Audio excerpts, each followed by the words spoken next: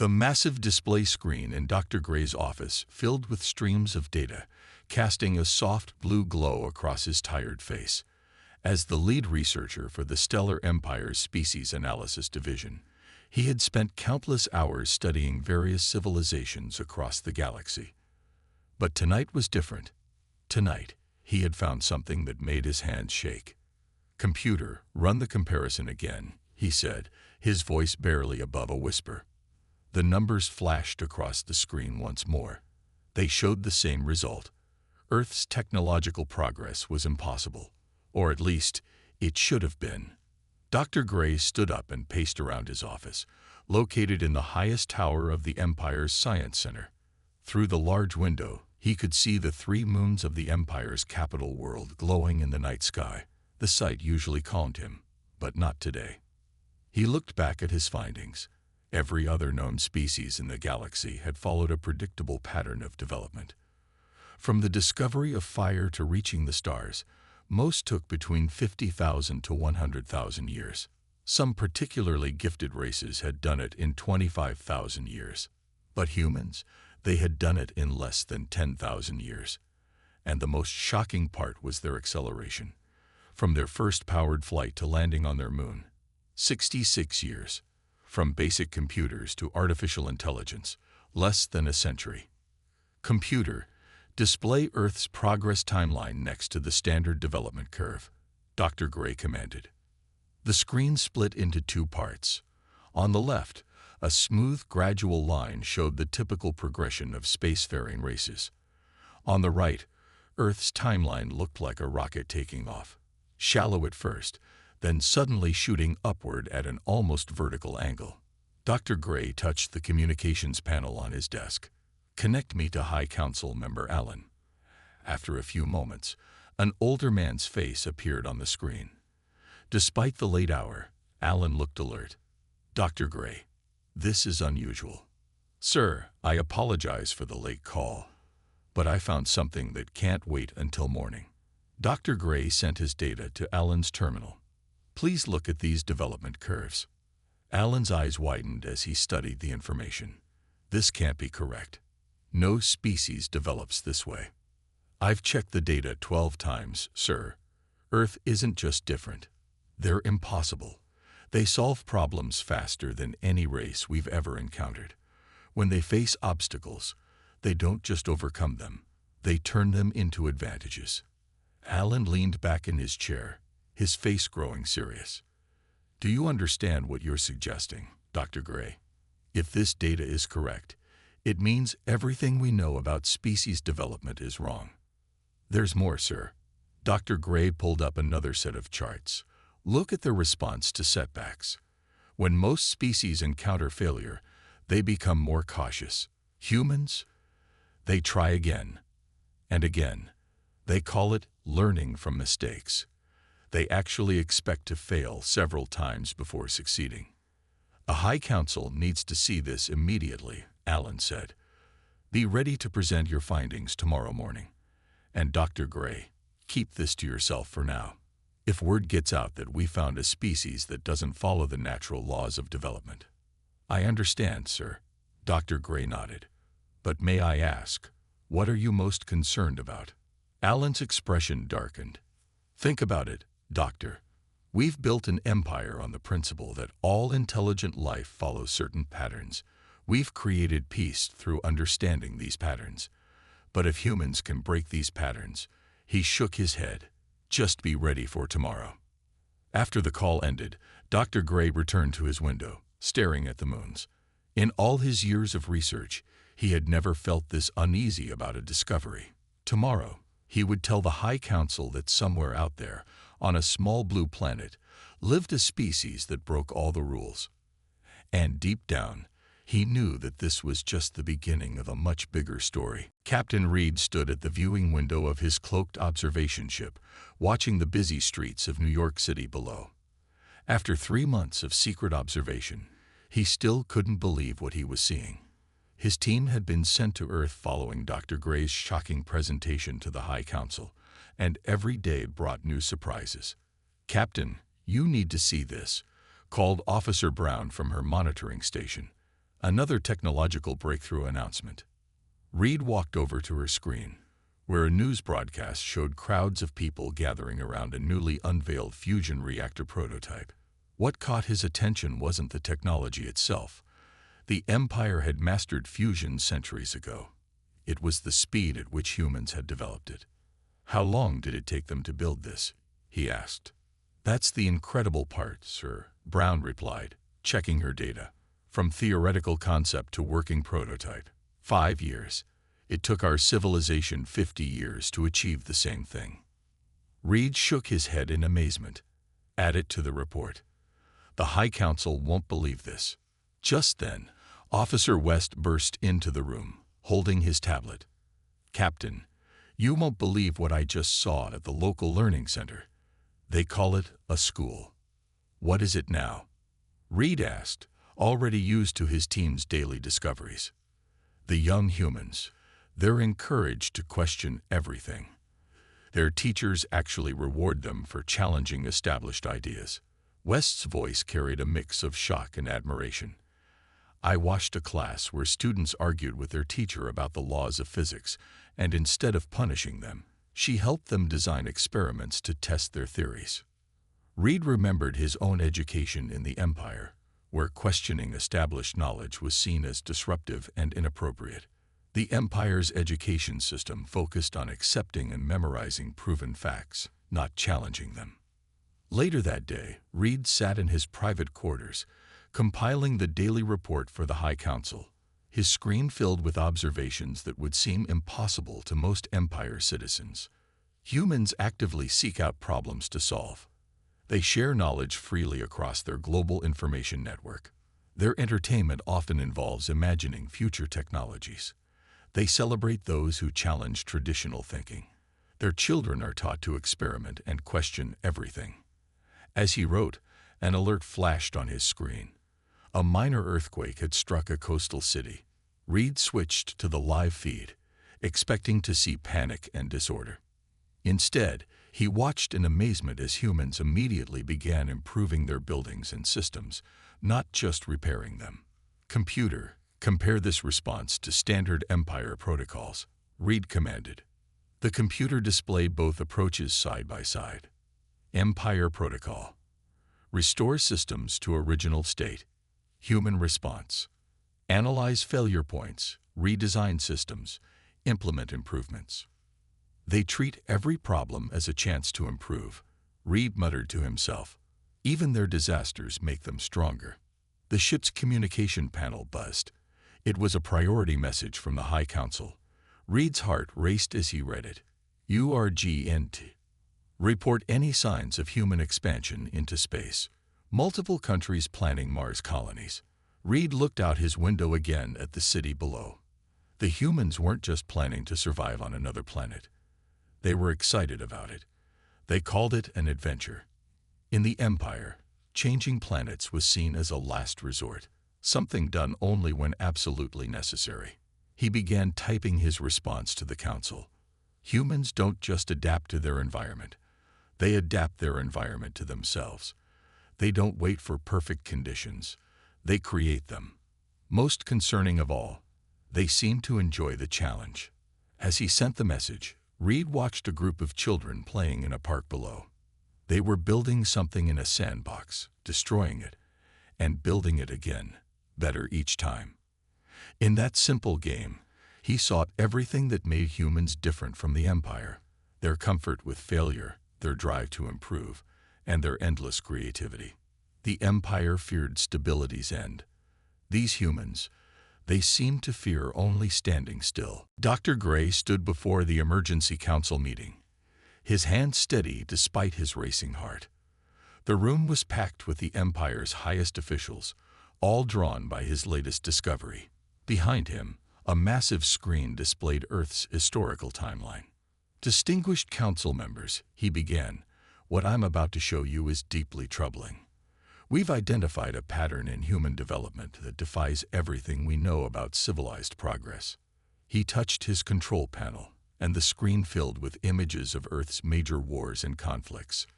Many council members shifted uncomfortably in their seats. Look at what happened after each of these conflicts, Dr. Gray continued.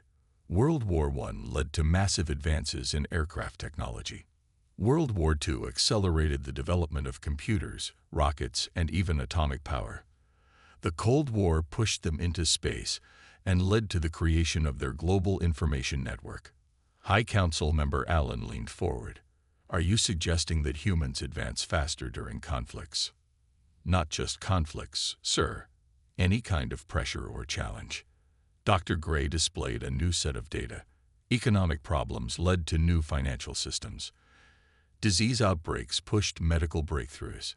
Even natural disasters resulted in better building technologies. He paused to let this sink in.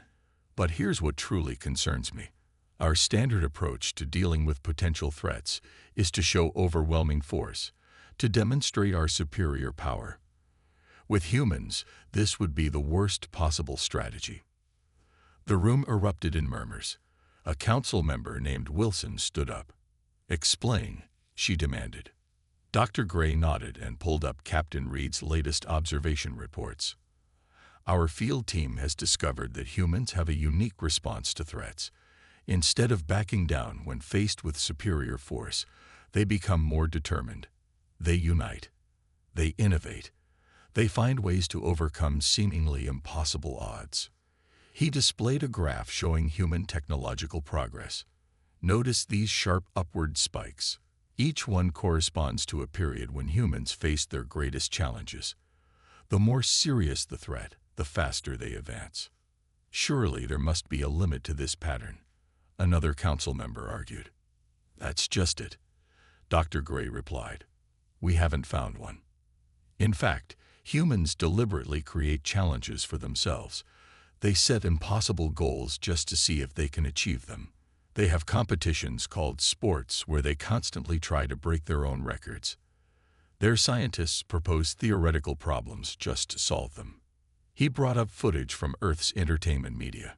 Even their stories often feature humans facing overwhelming odds and finding ways to win. They don't just accept this pattern, they celebrate it.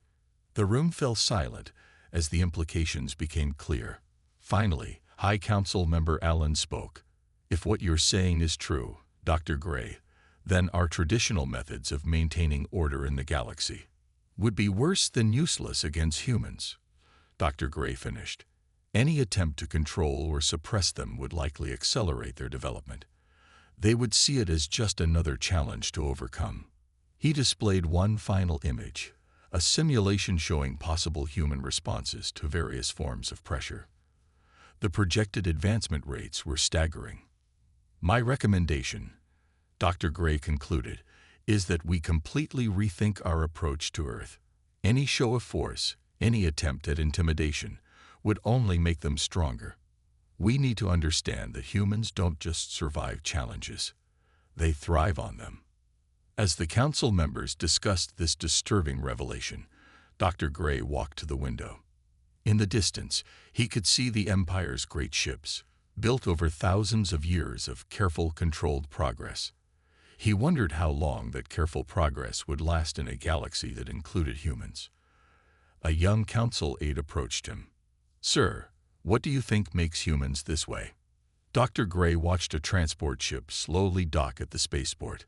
Most species evolve to fit their environment, he said quietly. Humans are the only ones we found who routinely change their environment to fit them. And when they can't change it, they change themselves instead. The pattern was clear.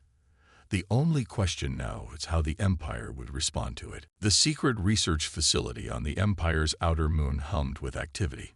Inside the main control room, Dr. Gray and his team watched dozens of screens showing different human communities across Earth. But these weren't just observations anymore. They were experiments.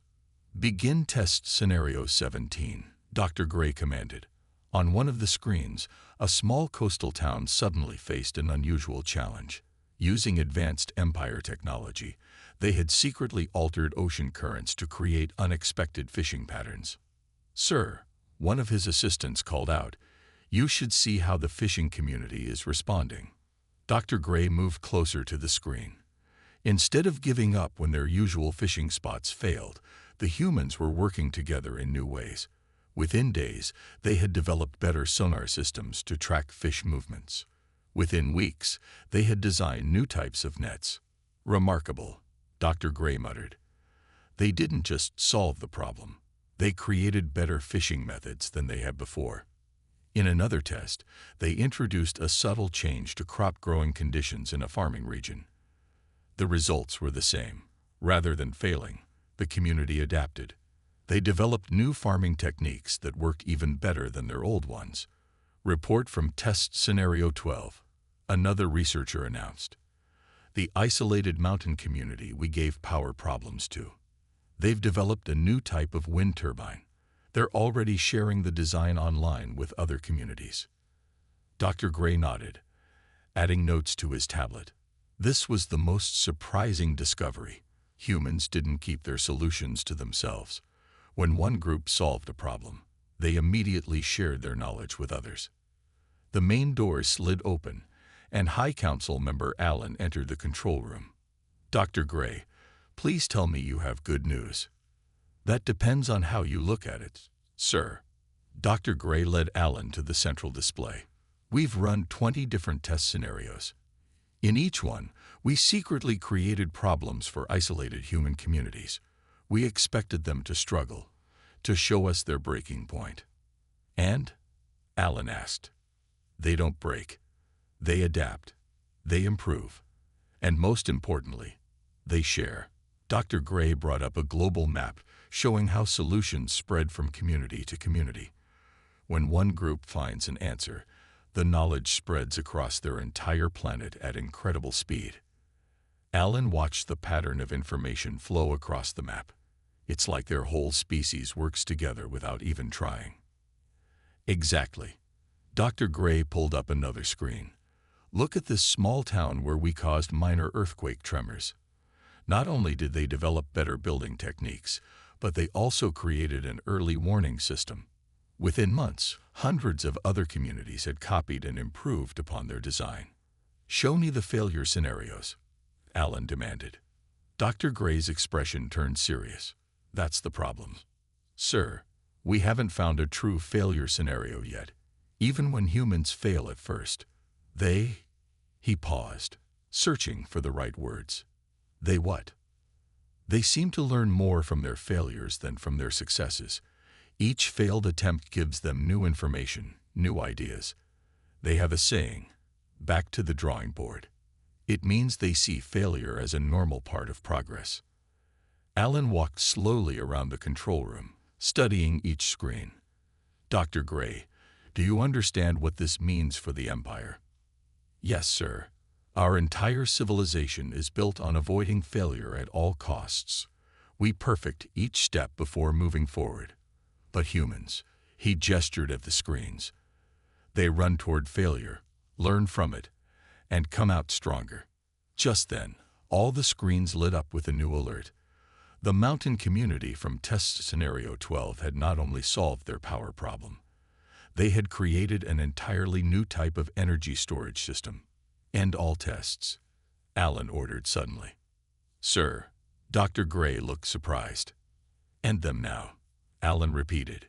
Each problem we give them makes them stronger. If we continue. He didn't finish the sentence. He didn't need to. They both knew that every test, every challenge, every problem they created was only helping humans advance faster. The experiment had worked too well. And that was the most frightening result of all. Dr. Gray sat alone in his office, surrounded by holographic displays showing centuries of Empire history alongside Earth's development. After months of research and experiments, he had finally understood the fundamental truth, and it terrified him. The door chimed. Enter, he called out. Captain Reed walked in, looking tired after his long mission observing Earth. You wanted to see me, Doctor? Yes. Dr. Gray stood up and gestured to the displays. I think I've found the real reason why humans are different from us, from every other species we've ever encountered. He waved his hand, and the displays shifted to show two distinct patterns. Look at these development paths. The Empire, like all other known species, evolved through order. We build on what works. We avoid what doesn't. We perfect each step before moving forward. And humans? Reed asked, though he suspected he knew the answer. Humans evolve through chaos. Dr. Gray's voice was barely above a whisper. They try everything at once. Most attempts fail, but they don't care. They celebrate the failures almost as much as the successes. He brought up footage from Earth's scientific laboratories. Watch this. When an Empire scientist's experiment fails, they carefully analyze what went wrong and try to prevent it from happening again. When a human's experiment fails, they get excited. They call others over to look. They say things like, "That's interesting," and immediately start thinking of new ways to fail differently. Reed nodded slowly. During our observation mission, we saw a group of humans testing a new rocket design. It exploded on the launch pad. Instead of being discouraged, they were celebrating. They said the explosion showed them exactly what they needed to fix. Exactly. Dr. Gray brought up more displays. Our civilization is built on the principle of controlled evolution. We believe that progress should be careful, measured, and safe. But humans, he shook his head. They throw themselves into the unknown. They take risks that would seem insane to our people. But surely that makes them weaker, not stronger, Reed suggested. That's what we thought at first. But look at this. Dr. Gray showed a comparison of problem-solving approaches. When the Empire faces a problem, we study it carefully, develop the perfect solution, and then implement it. It's safe, reliable, and slow. When humans face a problem, they try dozens of solutions at once. Most fail, but they learn from each failure. By the time we'd be ready to implement our first solution, they've already found 3 that work and 2 more that work better. Reed walked closer to the displays, studying the patterns. This is why they advance so quickly. Yes, but it's worse than that. Dr. Gray's voice grew urgent. Our entire empire is based on the idea that progress comes from order. We teach our children to follow proven paths. We build our society on stable, predictable patterns. But humans, he paused, collecting his thoughts. Humans prove that chaos can be more effective than order, Reed finished. Exactly. And that's why they're so dangerous to us. Not because they might attack us, but because their very existence challenges everything we believe about how civilization should work. Dr. Gray brought up one final display, a simulation of cultural exchange between Earth and the Empire. Look what happens when our young people learn about Earth's approach. They start questioning our ways. They start taking risks. They start embracing failure as a learning tool. The Council won't like this, Reed said quietly. No, they won't. Because we're not just dealing with a different species here. Dr. Gray turned off all the displays, leaving them in the dim light of his office. We're dealing with a fundamental truth that no one in the Empire dares to admit. Our way isn't the only way. It might not even be the best way. The 2 men stood in silence, watching the Empire's capital city through the window. Out there, billions of citizens lived their lives believing in the power of order and control. None of them knew that on a small blue planet, humans were proving that chaos could create wonders that order never dreamed of. The truth was out. The only question now was, what would the Empire do about it? The Empire's central information hub was in chaos.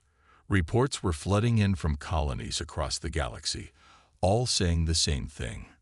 The truth about Earth had leaked. High Council member Allen stormed into the Emergency Control Center, where dozens of analysts tracked the spreading information.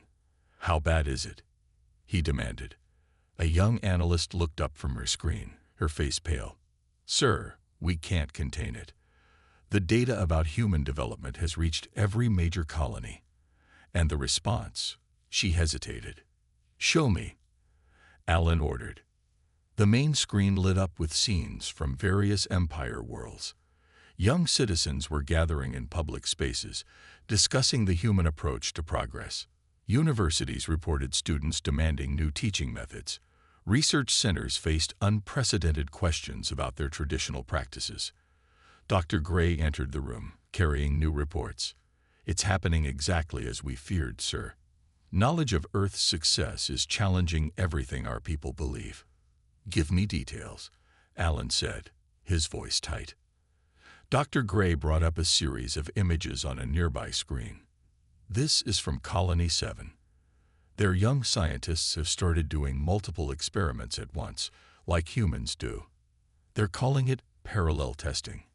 On Colony 3, students are deliberately creating failed experiments to learn from them.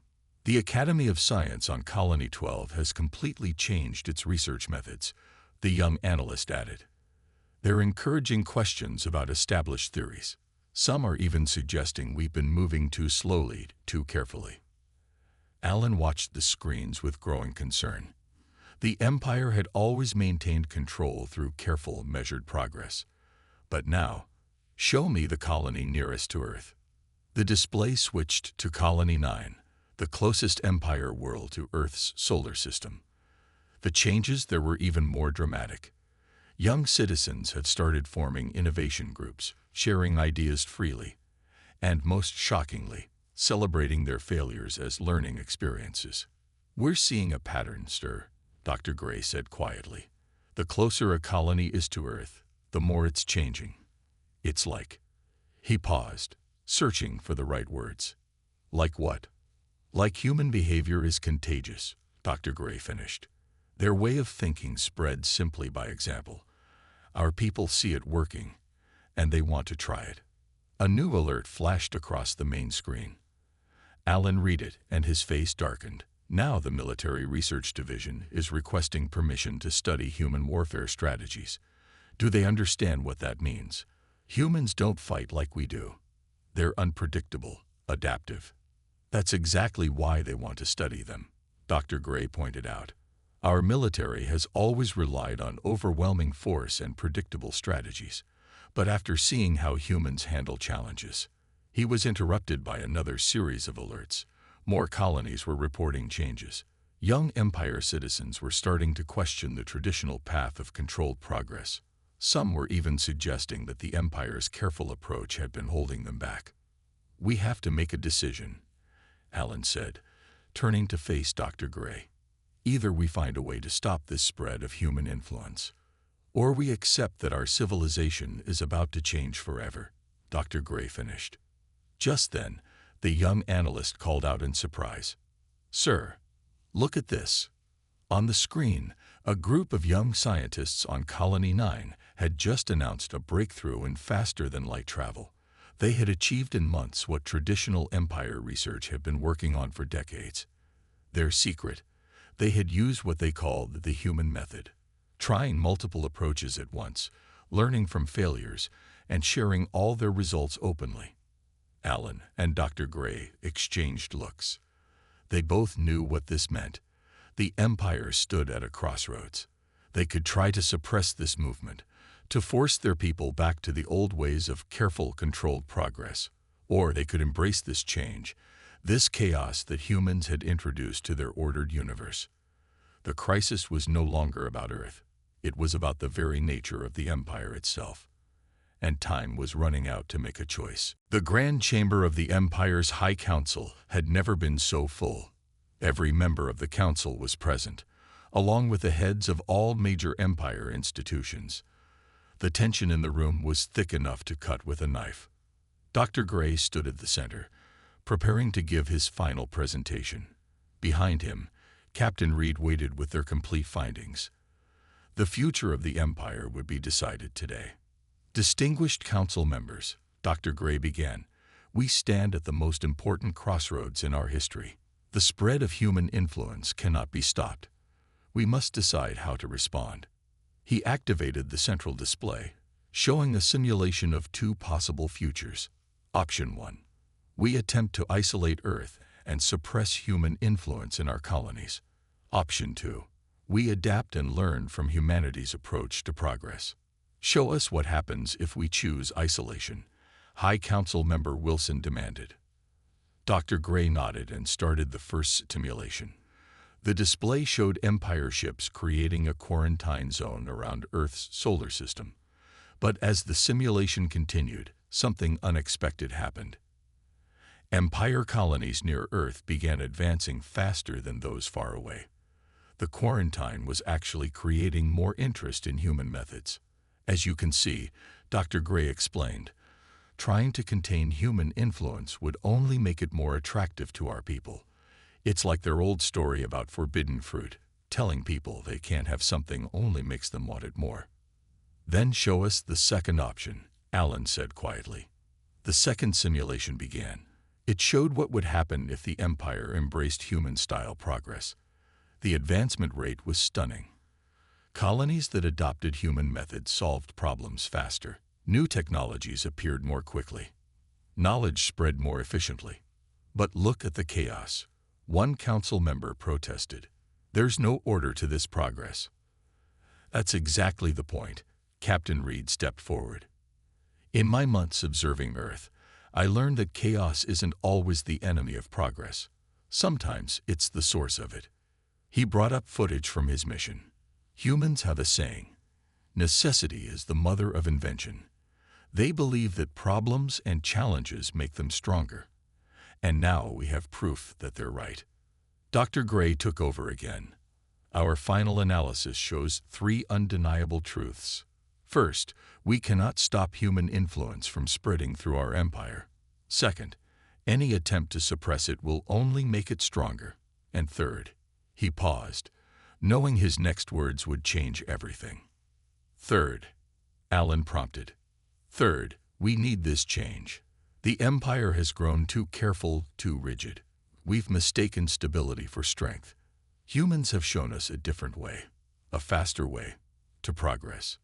The chamber erupted in heated discussion. Some council members argued for tradition, others for change. The debate raged until Alan stood up, calling for silence. Dr. Gray, he said, you've studied humans more than anyone. Tell us truthfully, do they represent a threat to the empire? Dr. Gray smiled slightly. Yes, but not in the way we first thought. They threaten our comfortable assumptions. They threaten our belief that progress must be slow and careful. They threaten our fear of failure.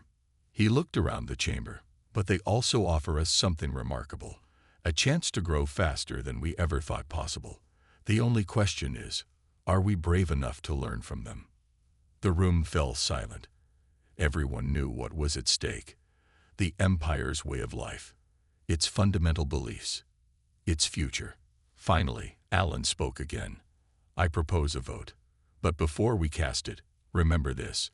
For the first time in our history, we found a species that could teach us something. Whether that fact terrifies or excites you, that's the choice you're really making today. The council members looked at each other. Then, one by one, they began to vote. As the results appeared on the main display, Dr. Gray watched with a mix of hope and anxiety. Whatever they decided today would shape not just the Empire's future, but humanity's as well. In the end, the Empire made its choice.